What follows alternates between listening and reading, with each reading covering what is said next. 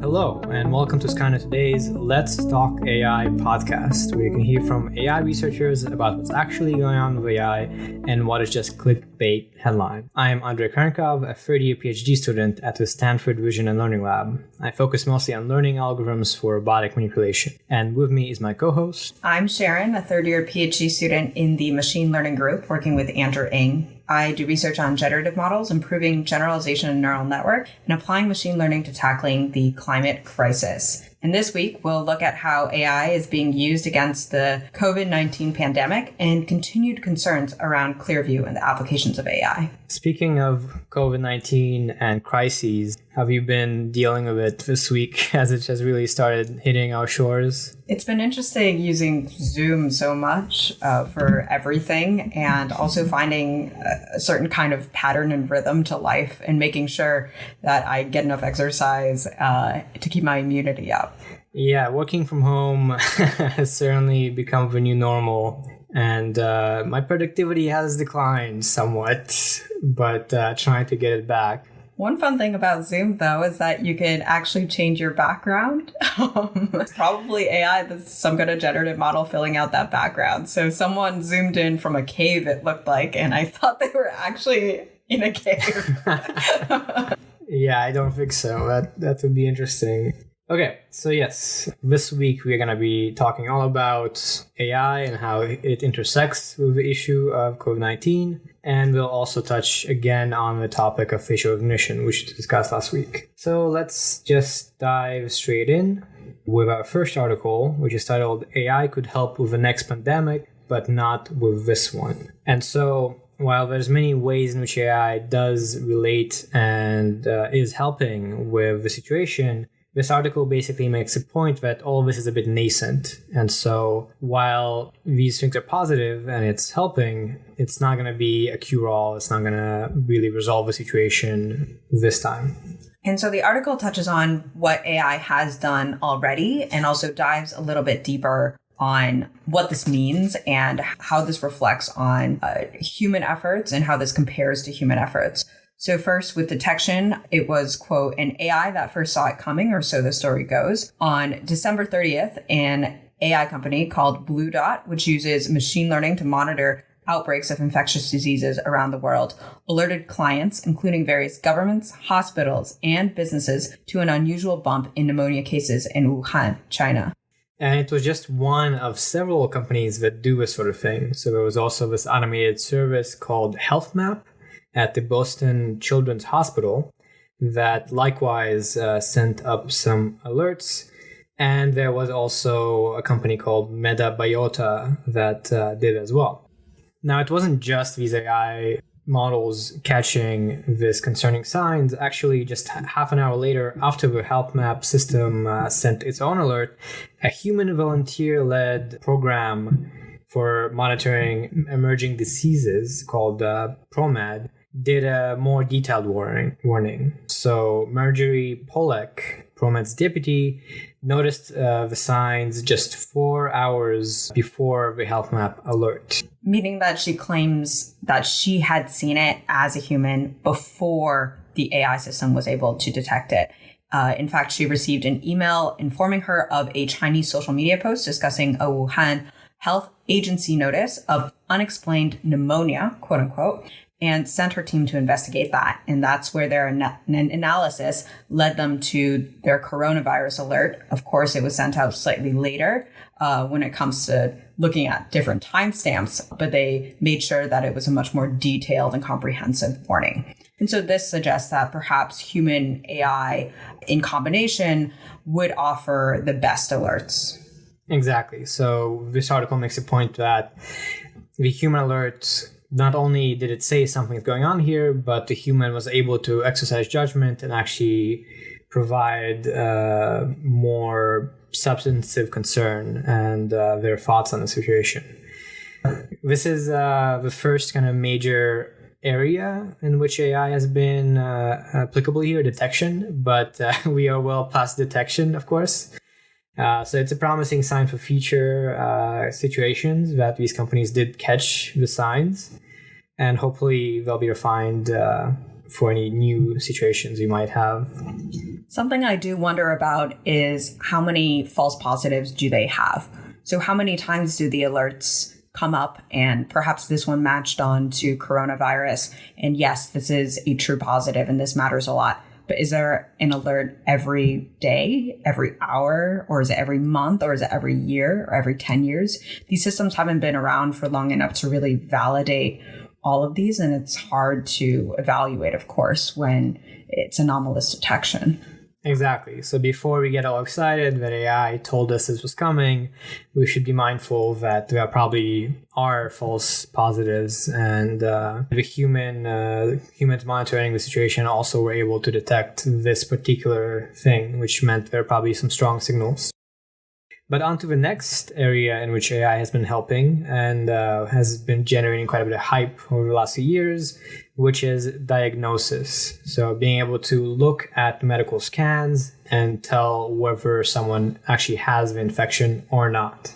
So there was actually a recent paper. Things have been moving very fast, of course. So this paper titled "A Deep Learning Algorithm Using CT Images to Screen for Coronavirus Disease," or COVID-19, made the point that they were able to use cutting-edge AI algorithms to train a model to look at CT images and with fairly high accuracy predict whether they indicated that the person has the virus or not.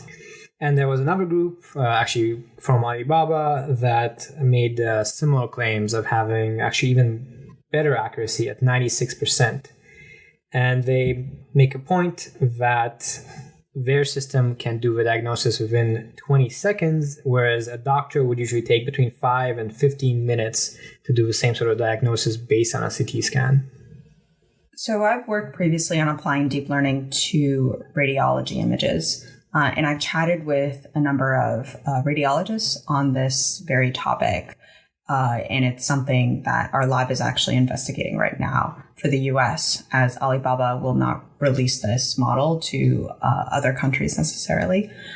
And it is almost concerning that you need a lot of cases in order to train the model. So as a result, we would need many more cases actually in order to train a model that could reach Alibaba's accuracy. But having talked to some doctors, they said it is, they think, visible. Like you can kind of tell from these CT scans that there is a difference. Like a human could definitely tell.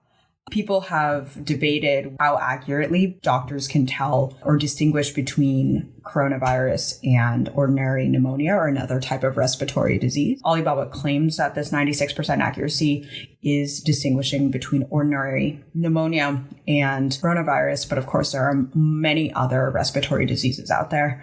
CT scans are, of course, also much more expensive here in the US, so that could also prevent CT scans from being done. So it's possible that there would be fewer and harder to amass given the healthcare system here. Exactly. This is an important thing to note is you actually need to go into a hospital to get a CT scan using a fairly complex machine. So it's not ideal for doing large quantities of tests. Really, it's ideal for, let's say, if things seem more severe, if you have a lot of symptoms. But this isn't going to make an instant test that anyone can just do in their home. So again, while useful, it's not going to kind of solve all our problems right now. And so the last category that the article touches on is around drug discovery. So SRI International is collaborating with an AI tool that uses deep learning to generate many novel drug candidates that scientists can then assess for efficacy. And this is pretty game-changing for drug discovery because it could take many months before a promising candidate becomes a viable treatment. And there are hundreds of startups who are deploying AI tools over the last several years to speed up this drug discovery process, figuring out which candidates that we can put through clinical trial. And only recently to treat patients with OCD, obsessive compulsive disorder, there's been a successful candidate. So in this instance, AI was able to complete in 12 months what often takes several years to reach human trials. Yeah, and this is another case where there are multiple companies working on it. So one of them is In Silico Medicine, one is Vir Biotechnology. Otherwise, there's kind of a bunch of them. In Silico made the claim that they want to have potential treatments to be testing in partnership with a pharmaceutical company in April. So they're trying to really move fast here. But again, as with the prior situations, all of these companies are pretty young. We haven't had many actual treatments that we have developed with the help of AI. So hopefully they will learn a lot from this experience. And then if we do have another pandemic or another big disease, by that point, they'll be more mature and more capable of rapidly responding and actually being very useful. What's interesting to think about broadly around all of this is that data and reliable data and large quantities of data and perhaps unbiased data are essential to training an AI that would be effective in all three of these categories of detection, diagnosis, and drug discovery. Yeah, and of course, in order to get this data, it's pretty sensitive private data related to people's health. And so it's not easy. It requires the company to be really vetted, to go through the right procedures. At least in the US, accessibility to public health data isn't large. And so that's another reason why it will take some time for AI tools to really mature and become ready to use and to make big impact. Right. And I think that's in contrast to China and, as we'll see later, Russia as well. Though, of course, there are consequences associated with perhaps using AI at that scale. And of course, as many of us have experienced across the past few days and weeks, news sources and official reports often offer inconsistent accounts. So it's hard to know what to trust. So what kind of data can we use and how noisy is it? Where is it biased? It's unclear. Yeah, exactly. So there is quite a bit of difference between these different countries. And there's the next article here from Technology Review that is about how the CDC is trying to forecast the coronavirus's spread. So the CDC is the US authority on the Center for Disease Control. And it turns out that they host an annual competition who can most accurately forecast the flu. And now they are adopting this competition to help deal with coronavirus and basically know where it's heading in terms of spread. So this isn't just forecasting into the future. It's also doing something called Nowcasting, which is predicting the number of people infected right now, given recent and historical data, including Twitter activity and Google searches. Of course, the flu follows a very different trend as coronavirus. There's lots more panic around coronavirus. People are searching for symptoms and information about the disease, even if they don't have it, which is something that they leveraged before, where if people search flu symptoms, they assumed with some kind of probability that that person did have it or that someone around them had it. But the good news is that they have been finding ways to compensate for it. So for one, they've been using data from previous pandemics. And I think we are a bit lucky here in the US because we got hit later than some other countries. So they've been using that data. And lastly, the CDC has actually been sharing up-to-date data of the cases with the team. So all that together does mean they actually are able to at least try. One thing we can actually say as people who live here in the US and in the Bay Area is that it is surprisingly hard to get a sense of how widespread this thing is. Testing is super limited. It's much less done than it has been in other countries like South Korea. And so here in the Bay Area, we have something like 200 cases, more than 100 cases now near Stanford confirmed. But those are just the ones we know about. How about all the other unconfirmed cases? The number seems likely to be much higher. And so having some sort of accurate, confident prediction would definitely be nice. And also, it's a common paradigm for the data distribution to change over time for deployed machine learning systems. So in this case, We see more developed surveillance systems for tracking these different cases. In healthcare, we often see, new drugs come out, so people's behavior change or people's responses change. And so the model needs to be able to adapt to all these scenarios and still be useful for the present time and for predicting the future. And something I like to think about is that instead of a prediction, the model is actually offering up a projection. So this is a projection based on the data that we do have, as opposed to a prediction. Yeah, and so as with these other things that AI can offer, this is a very useful time in terms of getting the data and developing the techniques and later being able to see how good they were.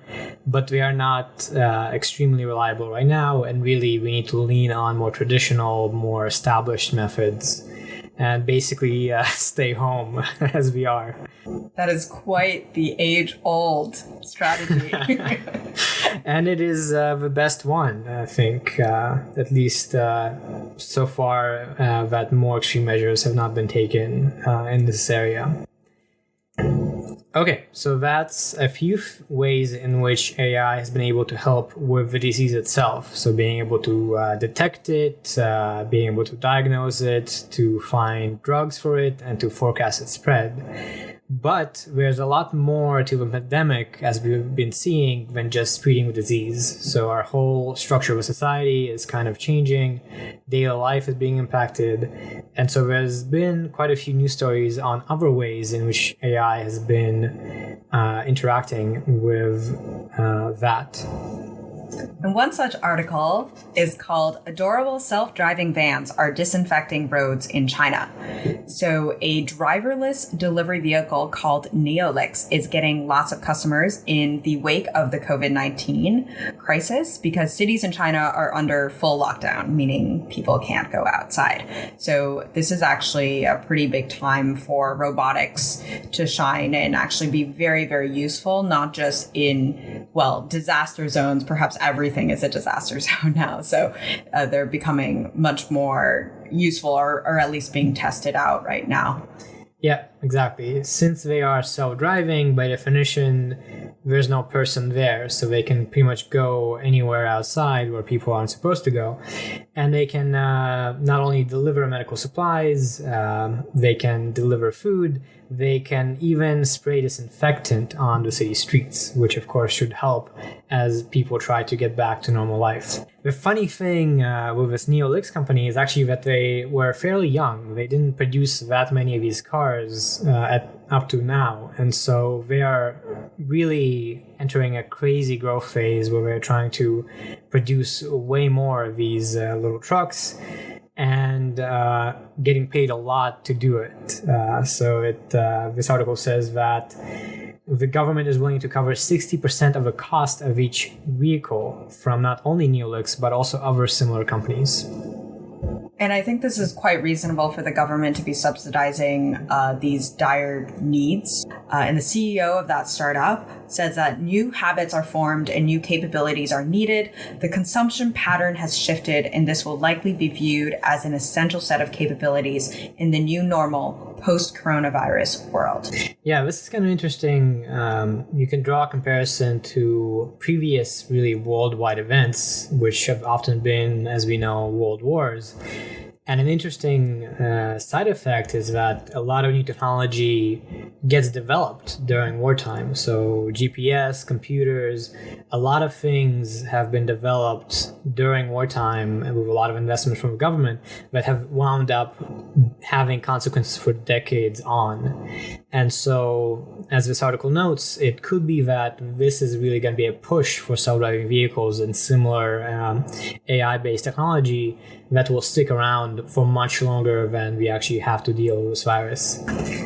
And on that topic of self-driving vehicles that are helping us out, it's not just vans that are adorable, it's also delivery drones. So there's been some news about Antwerp's RA3 and TR7S drones, which have been used to send around medical samples and quarantine materials.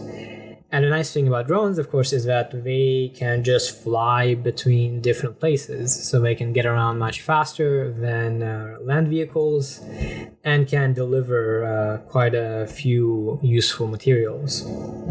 And this is very interesting because it increases the speed of transport by more than 50% compared to road transportation. So this is proving to be a much more efficient means of transportation for epidemic prevention and control. And it becomes increasingly interesting to see drones being leveraged now, as prior to this, my perception was that Zipline, the company Zipline, which has drones delivering medical supplies and blood in Africa, was very successful. But there were few drone companies outside of Zipline that were successful in doing delivery due to regulation. But now it's kind of changing people's perception around them. Yeah, this article makes a point that this is especially important because otherwise you would need to have people driving ambulances to transfer all these different materials. And one of the most stretched resources are medical professionals in hospitals. So having more truly autonomous drones and cars do that work frees up people to do more essential activities. It's even possible that if something is teleopt, so not fully autonomous, that could be helpful too. Exactly. I think if people are stuck from home, they can actually help by teleoperating robots. And that would be interesting. Gig economy. Gig economy. It's in our future. And let's move on to our last little cute article about other ways in which AI is helping, which is titled Artificial Intelligence Applications Surge as China Battles to Contain Coronavirus Epidemic. This is a slightly older one, but it's of course still relevant. And it listed even more applications of AI that have been useful. So for instance, as we already mentioned, there have been robotic cleaners that have been spraying disinfectant, but there have also been AI voice assistants that have been calling people to give advice. And largely this is to reduce human-to-human contact in hospitals to prevent a disease from spreading, so that doctors can then and nurses can communicate with patients through these AI voice assistants. Mm-hmm. Yes, and another application listed here is that there are automated temperature sensors that can direct sensing to the foreheads of moving people to check if they seem to have symptoms or not, which can be problematic if someone is carrying coffee and there's false positives, but still, in this really dire scenario, it is useful to have more sensing, more data to kind of inform people of they might have symptoms. My sense from these articles is that it's not necessarily AI that is helping a lot of these situations. It's technology and digital means in general. And in large part, I think a lot of physical technology, particularly in robotics, that is empowered and made more autonomous by AI. These are the types of technology that are shining in this moment the most. I think AI is perhaps not quite the right word, especially in this last article, to reflect on all of these things, because I think the technology itself, having that digital layer, is really what prevents human-to-human contact. Yeah, it's interesting. AI is often conceived in popular fiction as being some sort of completely independent agent, completely separate entity. But my impression is most actual uses of it are kind of more system-based. So you have some applications that use some data and are optimized, but this is part of a larger program or a larger tool that someone has built that leverages AI in some way, but it isn't just AI, as you said. It's actually a combination of various things that then makes it useful. And so our next two articles are looking at how China and Russia are using facial recognition technology for the coronavirus right now. And so in Moscow, Sergei Sobyanin, the mayor of Moscow, said that some 2,500 people who had landed in the city from China had been ordered to go into quarantine. But to prevent them from leaving their apartments, the authorities are actually using facial recognition technology in the city to catch any offenders. Mm-hmm. So you cannot leave your home, and we can see if you have left your home. So there has been a case at least, of surveillance footage showing a woman who had returned from China leaving her apartment and meeting her friends outside. And the authorities were able to track her down and use that video footage as proof. Yeah, and the interesting thing is this whole use of facial recognition for surveillance and for policing was only announced last month from Moscow. And so this is following up on that very quickly. And it's hard to know if this is meant to be sort of a sign that it's useful and it should be kept, or if it really is essential to quarantine and necessary. Yes, it could be a foot in the door for something worse. And this could be a nice excuse. But it could also be very, very effective right now. Yeah, and to that point of it leading to other things, our next article is titled, China's facial recognition giant says it can crack masked faces during a coronavirus. So basically, if you're wearing a mask, now you can still be recognized by facial recognition technology. And this is technology coming from SenseTime, which is the world's most highly valued AI startup, who said that they were rolling out a facial recognition product that incorporates thermal imaging cameras to help spot people with elevated temperatures and send pop-up alerts. And I believe that they were able to be able to detect people even with occlusions before, and that's been shown before to be very effective. And now it's very officially with masks, which is interesting. Mm-hmm. Now, this article notes that there are applications where this is very useful. So for instance, if you're going to your office, some companies actually have you enter with facial recognition. So to be able to come into the office while still being safe, it's good to have it. But it does mean that in this phase of crisis, the surveillance and use of facial recognition will be even more expanded. So one user on the social media platform Weibo noted that every day we are seeing more tech companies in China roll out fancy surveillance combinations such as facial recognition plus big data and remote monitoring plus real-time alerts in order to control the outbreak. This is an example of how tech advancements sneak into our lives using an excuse like a virus. Where is the boundary for people's privacy? Speaking of boundary of people's privacy, we have a little bit more to talk about with ClearView. So a quick background from our last week's podcast. ClearView AI is a secretive company that's claimed to have scraped more than 3 billion photos from social media and the web. And last month, a BuzzFeed News investigation found that people at more than 2,200 organizations have tried ClearView's facial recognition technology, including federal entities such as Immigration and Customs Enforcement, the FBI, and private companies like Macy's, the NBA, and Bank of America. And of course, it has also been known that ClearView has not necessarily been used strictly with these entities and organizations, but also individuals. Yeah, this article notes that it seems that the technology has been shared with political connections, potential investors, and entities just known or designated as friend, which is quite a vague and funny description. This is following up on a leak that happened last month that gave us this client list.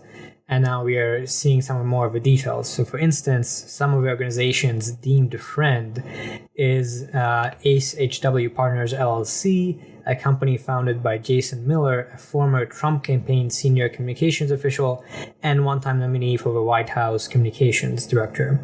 So, and it wasn't really explained why this political seeming person who now co-hosts a podcast with Steve Bannon had access to facial recognition technology.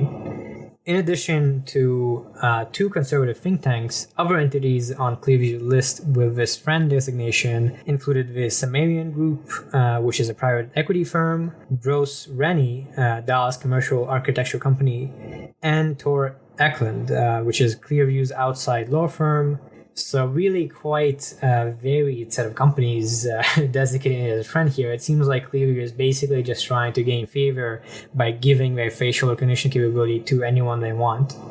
What's perhaps even more concerning is that on top of the thousands of organizations with accounts, with named accounts, there are other unknown individual users who ran searches with the app. So on its list, the startup actually maintained an entry for, quote, ClearView test users, which included more than 220 accounts that had run more than 30,000 searches over a 19-month period. So quite creepy, to say the least, that just random people that the CEO likes seem to be able to use facial recognition. So to be concrete, these people would be able to just take a photo of your face and then find your name if it is in that huge database of theirs. And this really speaks to how sometimes when you have a startup and you're trying to grow, especially in Silicon Valley, there can be a problem of basically skirting any ethics, any notion of privacy in order to continue growing. And what might be interesting to our Bay Area listeners is that some notable customers of ClearView are the Founders Fund, which is a venture fund founded by Peter Thiel, who's invested $200,000 in Smart Checker, which is the ClearView CEO's predecessor company. Other customers include individuals with ties to Iconic Capital, which manages money for Mark Zuckerberg and other tech billionaires. And finally, the Oculus Rift co-founder, Palmer Luckey. It's also on that list. Yeah, quite the social club this company has. So once again, as with last week, it's pretty clear this is going too far. And this company does need some restrictions in place to just not share it with any random person or company. Clearly, some legal action will need to be done at the federal level, but maybe not for a while, as we are dealing with something of a little more significance right now. It's pretty crazy that they have been able to even expand this much and share it with this many people. Yes, I'm fairly surprised at that too. And following up on that, there was another article from 10 titled, "This is the ad ClearView AI used to sell your face to police."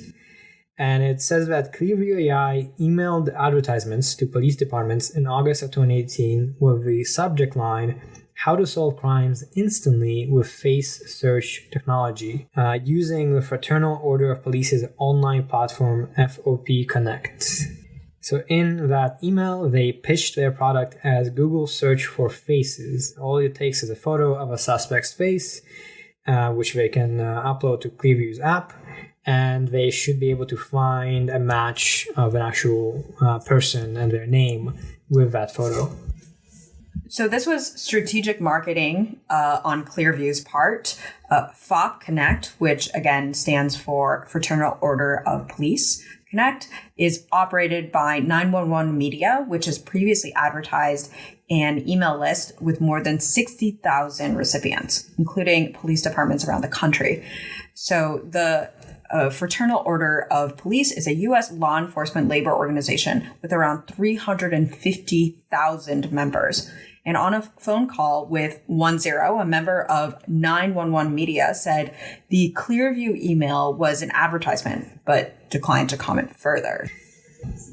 And beyond the email to FOP Connect, ClearView has also sponsored a part in the Police magazine on facial recognition and was slated to speak in September on 2 panels at security conferences. The reception to these emails and ClearView in general has been mixed. So some law enforcement officers were not very receptive. One sergeant from Irving, Texas, was concerned that things like what ClearView's doing will get facial recognition shut down for law enforcement entirely. And since BuzzFeed's story that we talked about last time in our previous podcast that exposed the scale of ClearView's operations and the number of companies using its app, ClearView has received cease and desist letters from Google, LinkedIn, Twitter, and Facebook demanding that ClearView stop scraping their websites for images.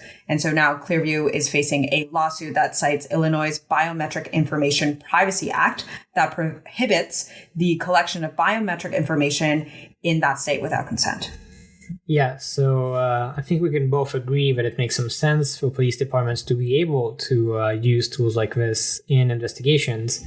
But at the same time, this is a private company. They were not sanctioned to collect this data. They were not sanctioned to make a product that gives you this power. So it's quite creepy and problematic that they have grown this much. And it's nice to see, following this reporting, that they are getting some blowback. It's interesting as well that the users of this product are going to be pretty silent about it naturally, inherently, based on the product itself. So it's almost this mutual agreement to be quiet about things.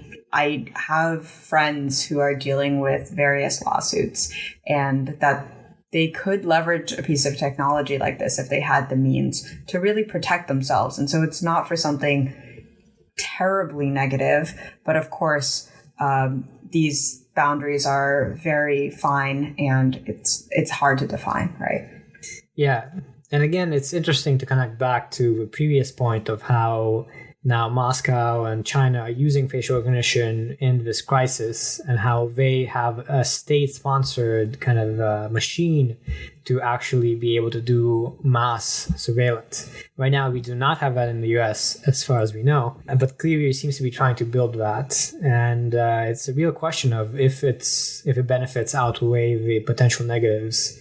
For my part, I would rather not to give the government or police departments that much power. Maybe having it be a little more limited would be nice. It's interesting because ClearView is a private company. This is almost the American instantiation of what China and Russia are doing, right? Under a more capitalist economy. Mm-hmm. So it's interesting that this is a very similar instantiation as state-run surveillance, perhaps giving it to people who have better means, right, under capitalism. So it is, in a way, similar, and it's just a different instantiation. And it's a matter of, is there one more ethical than the other?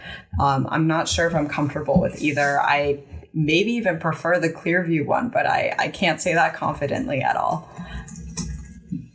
Yes, and I think we can also mention in that comparison Europe, which we haven't mentioned thus far.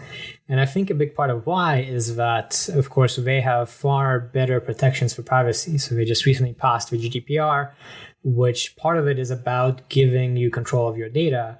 And so all the stuff that ClearView is doing, from scraping LinkedIn and Twitter and Facebook, that would be against the law in Europe. And that would be very problematic, and I don't think ClearView could even try to do that, given the regulatory protection. We don't have as much regulation right now in the US for such things, and people have been talking about doing something like GDPR here. So maybe now that ClearView's work has been kind of more exposed, that will gain some steam. Yeah, I think that could be very possible. And I wonder if the timing is now, or perhaps given the current crisis, it's not now. So it remains to be seen. Yeah, I think right now the time is not now for a lot of things, including some of our research. But hopefully we can all get back and get used to this new situation soon enough. According to Stanford, now is always the time for research. Yeah, I guess we could mention, since we're discussing COVID, what's going on at Stanford, which is that everything is shut down. Classes we need to do online. You cannot go to the gym anymore. We are not supposed to come into our offices. We are supposed to work from home. So that's been an interesting change. I think undergraduate students are thankful because their finals are now optional. So we're sort of getting out early. But it'll be very interesting next quarter when all the classes have to start online, how things will go. I think it's also been quite alarming for many students as Stanford asked them to leave and they have to immediately evacuate. And that's quite a bit to ask for, especially if it's not easy for them to leave, or if there isn't necessarily an easy extra home for them to go to, if they're not in this country, or if they're just generally scared of taking a flight right now, you know? Yeah, this is especially hard for international students. And on the one hand, it makes some sense for Stanford to recommend this because, of course, student housing tends to be very dense. So a lot of people are next to each other. The dining halls are likewise very dense, so there's a lot of crowds. So it makes sense to try and reduce the crowding. But on the other hand, where do people go?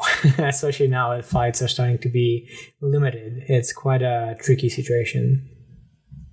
Right. The students are still rolling their eyes that they have to pay for tuition. Yeah, maybe we are... it would be nice to have a bit of a discount given all the classes are now online. I think I've been rolling my eyes at tuition for a while, even prior to this crisis. Yes, that is a fact of life at Stanford. Well, and with that, thank you so much for listening to this week's episode of Skynet Today's Let's Talk AI podcast. You can find the articles we discussed here today and subscribe to our weekly newsletter with similar ones at skynettoday.com. Yep. Subscribe to us wherever you get your podcasts. And of course, don't forget to leave us a rating if you enjoyed the show. Be sure to tune in next week. That's so cute. Yeah.